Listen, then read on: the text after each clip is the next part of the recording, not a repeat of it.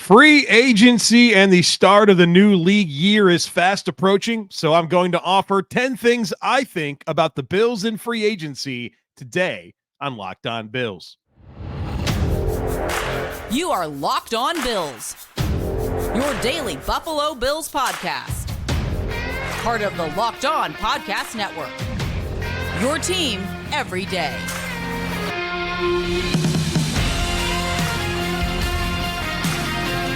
What's up, Bills Mafia? It's Joe Marino, author of Go Bills and Buffalo's Run, also the co-host of the Locked On NFL Scouting Podcast, and I'm your host of Locked On Bills. Want to thank you for making Locked On Bills your first listen every day, and a big welcome and shout out to our everydayers. You know who you are. Those of you who never miss a single episode, I appreciate y'all being here very, very much. I'd also like to invite you to subscribe or follow for free on YouTube or wherever you listen to podcasts. We're part of the Locked On Podcast Network, your team every day.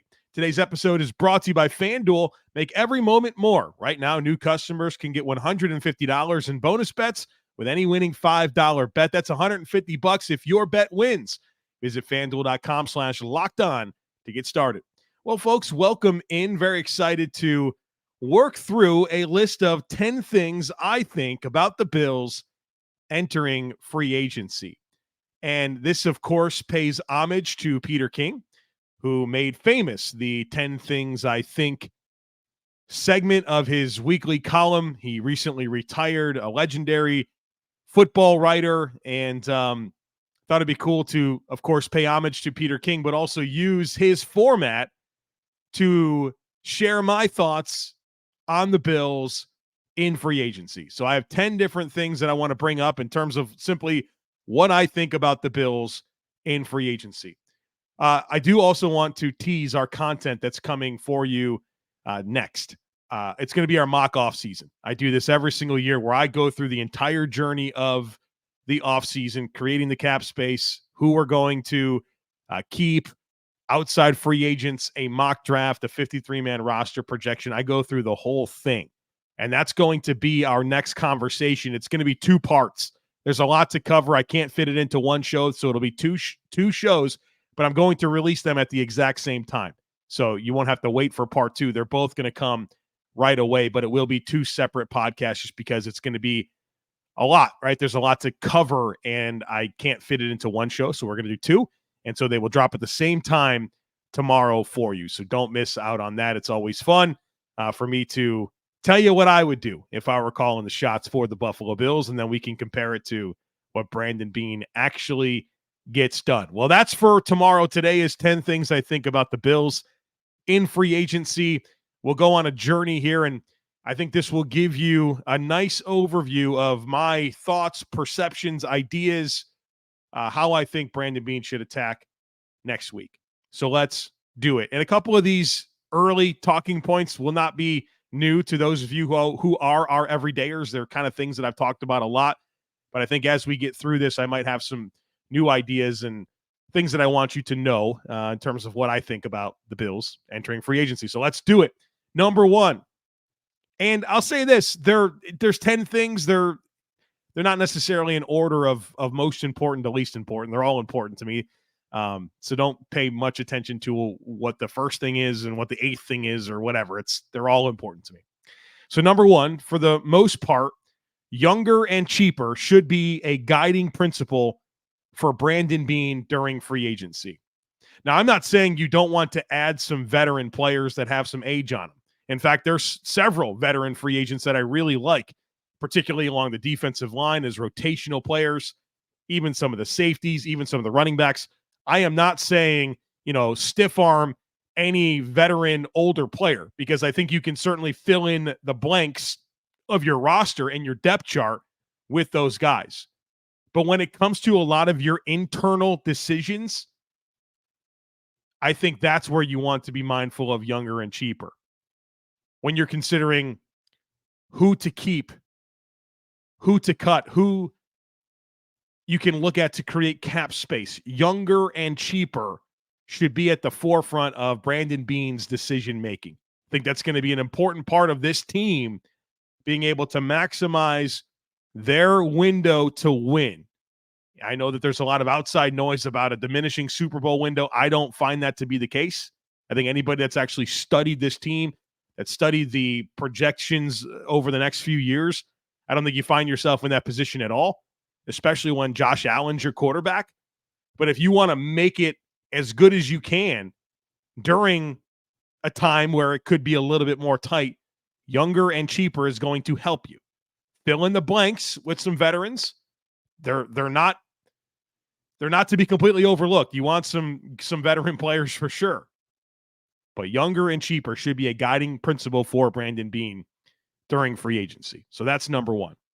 Number two, Daquan Jones should be the top priority among the Bills' own unrestricted free agents. And I know this flies in the face of what I just said. And that's why when I talked about that first talking point, I said, for the most part, younger and cheaper should be a guiding principle. I understand Daquan Jones, north of 30, one tech. But I still feel like his role, who he is, his impact is that important from the unrestricted free agents. More so than Leonard Floyd, who's north of 30 and a pass rusher and just tied a career high in 10.5 sacks and didn't even play close to the normal volume of snaps that he has. Gabe Davis, who's a 25-year-old wide receiver that's had production for you. Tyrell Dotson, a younger linebacker that flashed. AJ Epenesa, a developing young defensive end. Those are kind of your big ticket free agents. I think Daquan Jones is the most important of any of them. That doesn't mean that I wouldn't like having back an AJ Epenesa. But I think if you had to pick just one, Daquan Jones should be the top priority among the Bills' own unrestricted free agents. Two other things that come to mind with Daquan Jones and his importance. First, I'll say the way that he and Ed Oliver have played off of each other has been so fun. I love watching those two guys play together. The Bills like to run a lot of twists and stunts and games with their defensive line, and you saw great chemistry between Ed Oliver and Daquan Jones doing those types of things. Secondly, since Daquan Jones has been a member of the Buffalo Bills for the 2 seasons that he's been on the team, he has been such an asset to the Mike linebacker. Whether it was Tremaine Edmonds in 2022 or Terrel Bernard in 2023, those guys played really good football. And especially for Tremaine Edmonds, who clearly had his best season. Of 5 seasons on the team, clearly his best season was his last one. And it was the first year that he had legit, stable, one-tech play in front of him in the form of Daquan Jones. Fast forward 1 season, Terrel Bernard, young player, taking over a big role, steps in and he's an impact playmaker right away. Can't help but think, wow, maybe Daquan Jones has a little something to do with that. Now, I understand that Daquan Jones missed time.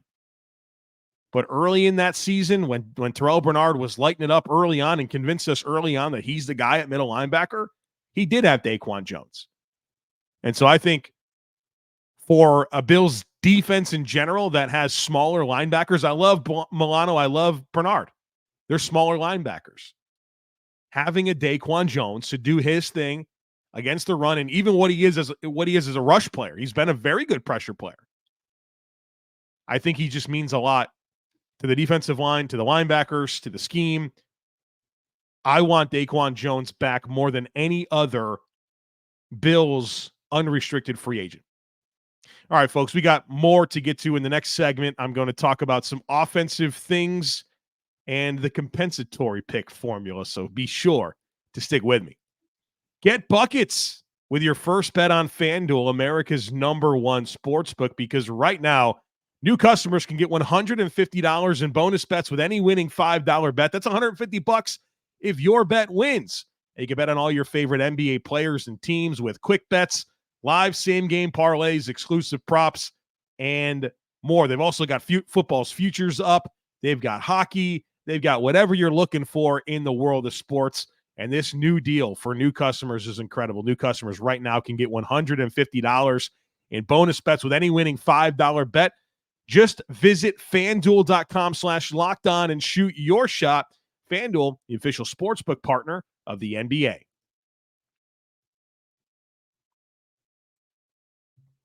All right, folks, welcome back. We got plenty more to get to. Obviously, 10 things, I think. We've only done 2 of them. Not a math guy, but that means we have 8 more to get to. The next one is this. The Bills should be mindful, but not obsessive, over the possibility of compensatory picks in 2025. The Bills should be mindful, but not obsessive, over the possibility of compensatory picks in 2025. And so for those unacquainted with compensatory picks, every year the NFL will hand out additional draft picks to teams in the 3rd, 4th, 5th, 6th, and 7th rounds based on a net loss in unrestricted free agents. So unrestricted free agents that you lose versus the unrestricted free agents that you bring in. If there's a sizable net loss, the NFL will give you extra draft picks. The Bills are going to have that this coming year in the form of a 3rd-round pick because the Bills lost Tremaine Edmonds in free agency and didn't sign enough players to cancel that out. Now, this is only unrestricted free agents. So players that were released by you or released by other teams don't count towards that formula. So, for example, Leonard Floyd was signed to the Buffalo Bills last year, and that didn't count against the compensatory pick formula because he was released by the Rams. Just like the Bills released Nyheim Hines. If Nyheim Hines signs with another team, that's not going to help the Bills when it comes to the compensatory pick formula. It's unrestricted free agents lost versus unrestricted free agents gained. And not including released players, expiring contracts. And so I think the Bills have an opportunity to gain some additional 2025 draft capital because they have a few needle movers, a few guys that I think could get some sizable money on the free agent market. Leonard Floyd being one of them. Gabe Davis being one of them. I think it's been very good for the possibility of Gabe Davis going out and signing for a bunch of money. It's been good that Mike Evans is back to the Bucs, that T. Higgins has been franchise tagged by the Bengals, that Michael Pittman Jr. has been franchise tagged by the Colts. That drives up potentially the price for Gabe Davis. And so we all should be rooting for Gabe Davis to sign for a big, massive contract. That would help the Bills. Same thing with Leonard Floyd. Same thing with AJ Epenesa. If he's not back with the Bills and some team gives him $10 million a season, that's good for the Bills. So they should have an opportunity to have a net loss in free agents, especially considering the cap situation and how tight things could be. But here's what I'll say about the comp pick formula. I love gaining all the extra draft picks in the world that you could possibly get. But there's a reason I said don't obsess over it, because I think it's silly to reduce the player pool that you're willing to sign players from in hopes of getting an extra 5th or a 6th round pick or something like that. Like, don't say no to players that you like, that present value to your team, that are good fits, because, well, it would mess up the compensatory pick formula. Be mindful of it. Take advantage of it if you can, but don't say no to players you like and want and are good fits because you're playing comp pick bingo. So it would be cool, but it's not everything. Number 4, find a field stretcher at wide receiver. I think this is really important. The Bills need down the field wide receiver talent. And I know that in general, they need more big plays, and you can get those in the form of yards after catch. You can get that in the form of throwing the ball down the field and catching it. I think the Bills need more of both. But that field stretcher, a guy that can win deep, I think would mean a lot for this offense, not only in the form of explosive plays, but because you look at the rest of the players that the Bills have and realize that they're very good underneath route runners.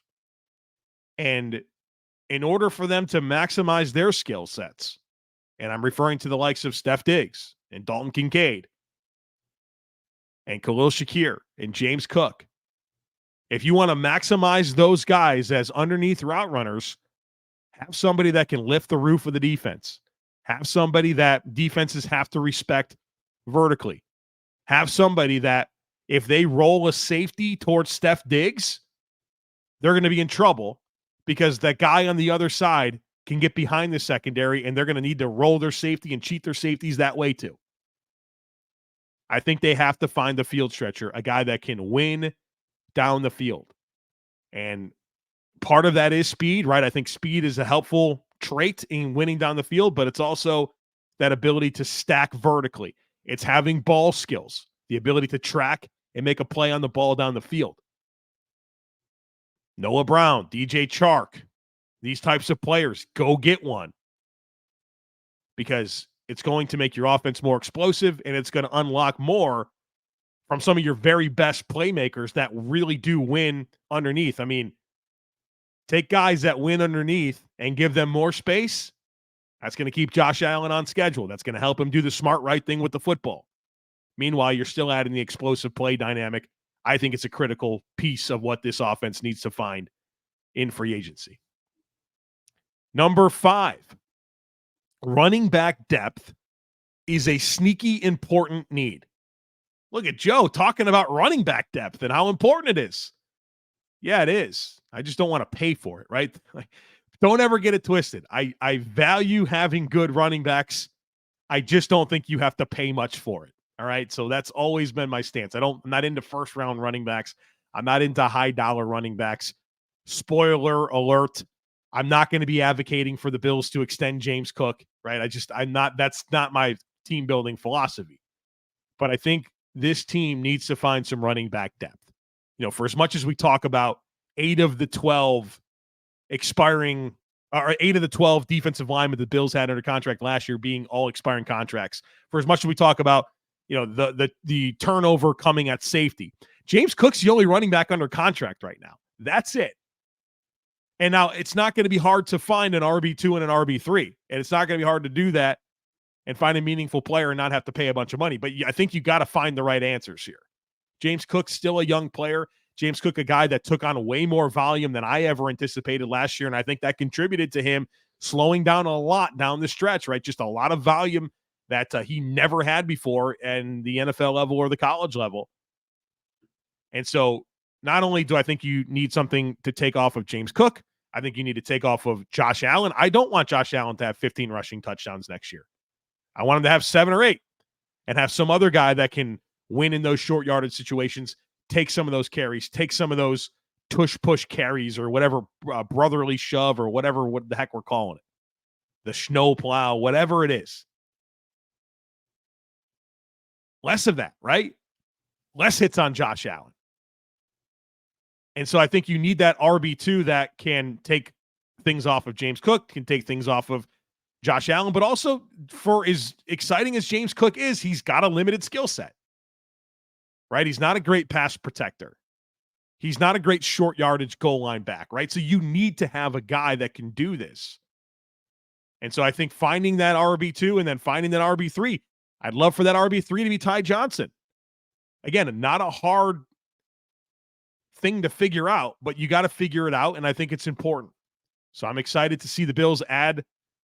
I'm hoping for a veteran RB2. I'm hoping for Zeke Elliott because I think he's exactly the skill set and the type of player that would be a benefit to this backfield.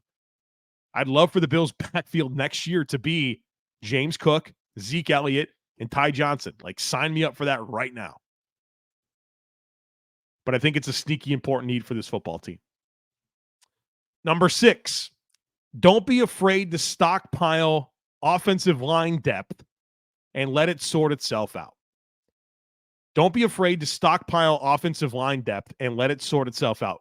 Brandon Beane, ever since that 2018 season, has prioritized offensive line depth. And in a lot of years, he's had a surplus where he's either traded away some players for draft picks or tried to stash some guys in the practice squad and couldn't, whether that's Jack Anderson or Luke Tenuta, some draft picks that he took later on that he couldn't keep around. So he's never been shy about investing in offensive line depth. And I don't think that should be different, especially now that you've traded away Ryan Bates. Ryan Bates was a very nice security blanket for this offensive line. You don't have him anymore. And that hurts the offensive line depth. It does. And David Edwards, probably your second best backup interior offensive lineman, expiring contract. Let's get that guy back. Because right now, like, your offensive line depth is Ryan Vandemark, pretty much never played in the NFL. Alec Anderson, pretty much never played in the NFL. Tommy Doyle, back-to-back ACL tears. I mean, you are just playing with fire. I know that the Bills had great offensive line injury luck last year, but law of averages tells you that's probably not going to be the case this year. And so not only do you need offensive line depth, you gotta find it. You gotta find it. And bring in a bunch of guys. Say there's 10 spots available. Who's going to get them? And then for offensive linemen, 11, 12, you hope to get them back on the practice squad. Maybe you trade them, whatever. But you need to stockpile some offensive line depth and let it sort itself out. I'm excited about Alec Anderson and Ryan Vandemark and their trajectory as young players. They are not roster locks for me. They are guys that have to earn it again. They're completely unproven players. They're intriguing. I like the trajectory. It all looks good. But you gotta shore up this O-line depth. You have to. You hope you don't have to use it. But if you do have to use it, you like to feel good about what you have. Right now, I am not there. So don't be afraid to stockpile offensive line depth and let it sort itself out. All right, folks, I got several more things to get into here, some defensive things, and kind of a bottom line idea for all of this free agency conversation. So be sure to stick with me. Passion, drive, and patience, what brings home the winning trophy, is also what keeps your number one ride or die alive. eBay Motors has everything you need to maintain your vehicle and level it up to peak performance. From superchargers, roof racks, exhaust kits, LED headlights, and more. Whether you're into speed, power, or style, eBay Motors has got you covered. With over 122 million parts for your number one ride or die, you'll always find just what you're looking for. And with eBay Guaranteed Fit, it's guaranteed to fit your ride every time or your money back, because with eBay Motors, you're burning rubber and not cash. With all the parts you need at the prices you want, it's easy to turn your car into the MVP and bring home that win. So keep your ride or die alive at ebaymotors.com. Eligible items only, exclusions apply. eBay Guaranteed Fit only, available to U.S. customers. All right, folks, welcome back. 10 things I think about the Buffalo Bills and free agency. We got the last 4 to get to here on this podcast. Number 7, as we shift to the defensive side of the football a little bit. I still have one more offensive nugget, but I want to get a couple of defensive nuggets in here next. Number 7, the biggest investments for the Bills in free agency should be along the defensive line. I talked about the field stretcher receiver. I talked about the running back depth. I talked about offensive line depth. The biggest dollars, the biggest commitments, the biggest answers that this team needs to find in free agency is along the defensive line. You got to find some dudes, and you got to find a way to do it cheaply. And I think this is where some of the veterans come in. This is where I'm going to pound the table for a Carl Lawson. I'm going to pound the table for a Shelby Harris. Get some of these veteran defensive linemen that could be a little bit older, but you need some impact here. Because for as much as the Bills invest in the defensive line, and I know that this frustrates some people, you need more impact. And I thought during the regular season, they've had great impact.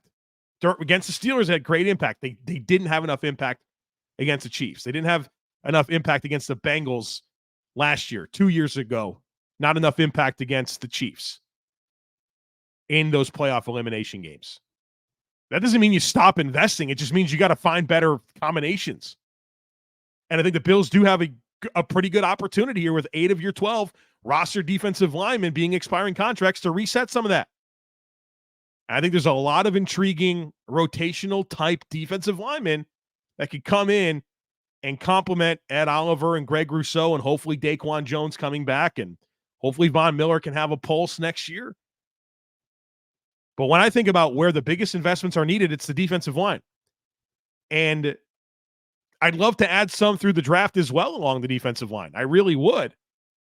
But where are you most likely to get impact from rookies? It's not the defensive line. Those guys take a little time. I mean, look at AJ Epenesa and look at at Oliver, it takes a little time. Get the veterans. Get the veterans on this defensive line, and then get a couple of rookies. But if I'm prioritizing any spending for this team in free agency, to me, it's got to be along the defensive line. I mean, look at your own division. Tua Tagovailoa struggles under pressure, and that offensive line is going to be completely redone this year. Aaron Rodgers with the Jets, that offensive line stinks. They're going to have to remake it. You want to keep the Jets on the bottom of the division, make sure that you can get after Aaron Rodgers. You need some defensive line reinforcements. It should be the number one priority for this team in free agency. Number 8, there is nothing to panic about with finding answers at safety. I recognize the safety position as a primary need for the Buffalo Bills. No doubt about it. Need some reinforcements there. Need some new players. Need some new contributors. The list of free agent safety additions that I would be satisfied with is a CVS receipt.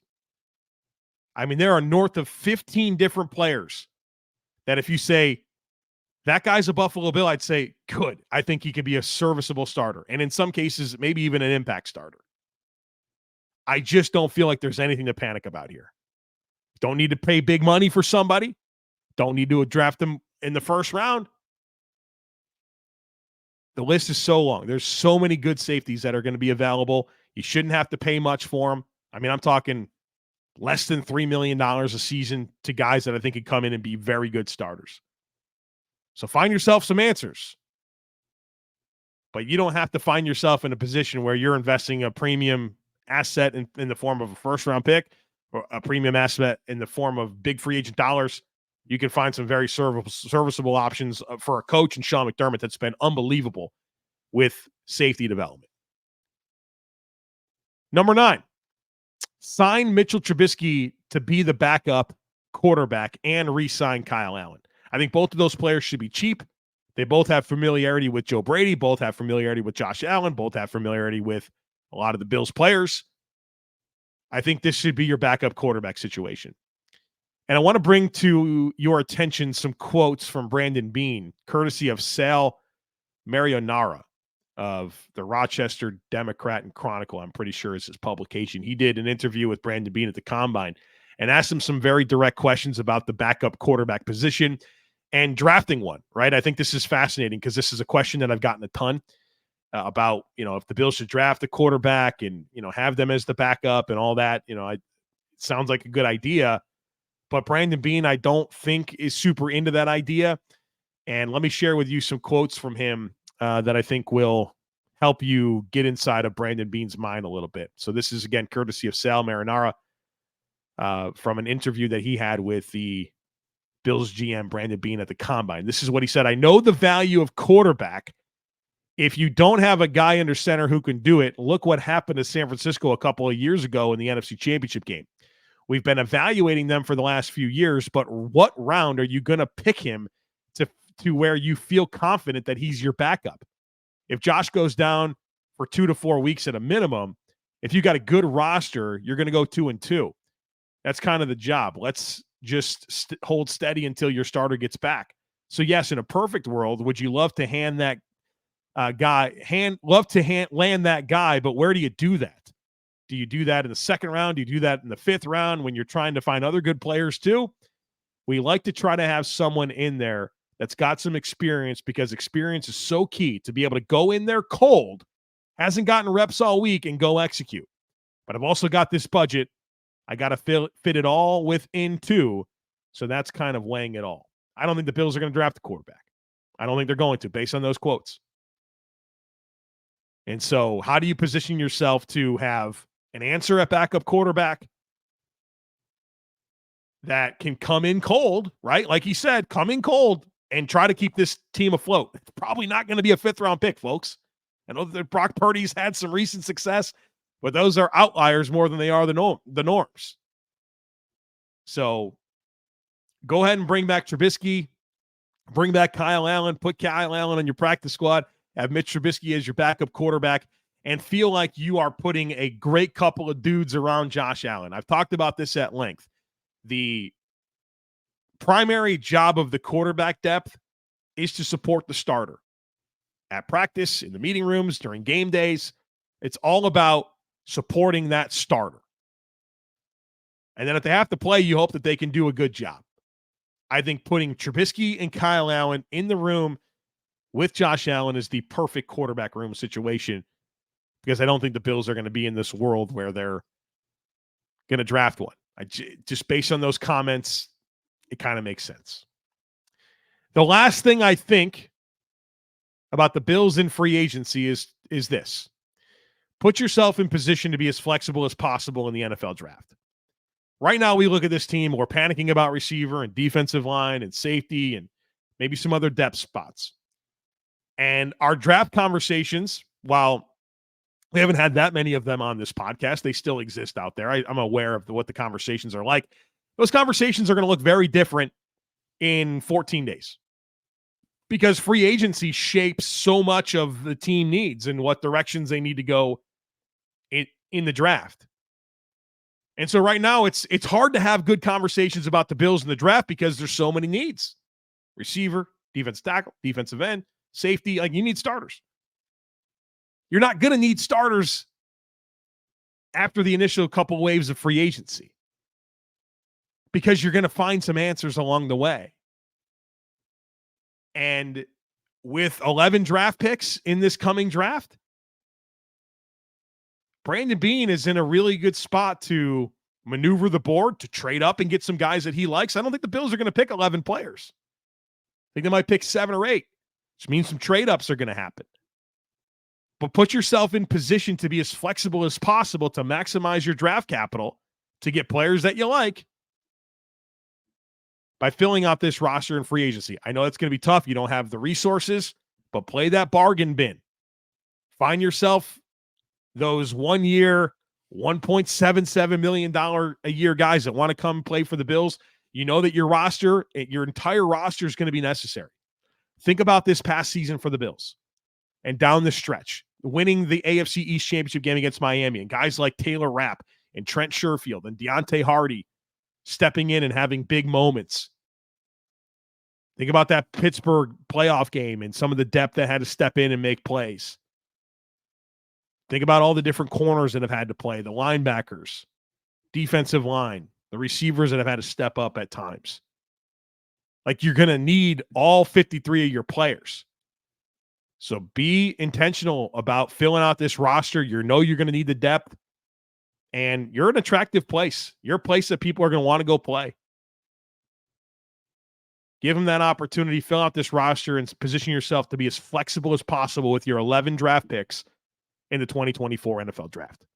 All right, folks, there you have it. 10 things I think about the Bills in free agency. Cannot wait for our mock offseason. Again, 2 parts dropped at the same time tomorrow, where we are going to go on an entire journey of creating cap space, who to extend, outside free agents, a mock draft, a 53-man roster projection, some fun conversation here before it gets really crazy with the start of the new league year next year. So a lot of content, a lot of big stuff going to happen here with the Buffalo Bills. We're going to talk about it all here on the Locked On Bills podcast. So don't miss anything. Make sure that you're subscribed. We'd love it if you took a second to rate, review, and share the podcast. Have a great rest of your day. Go Bills, and I look forward to catching up with you again tomorrow.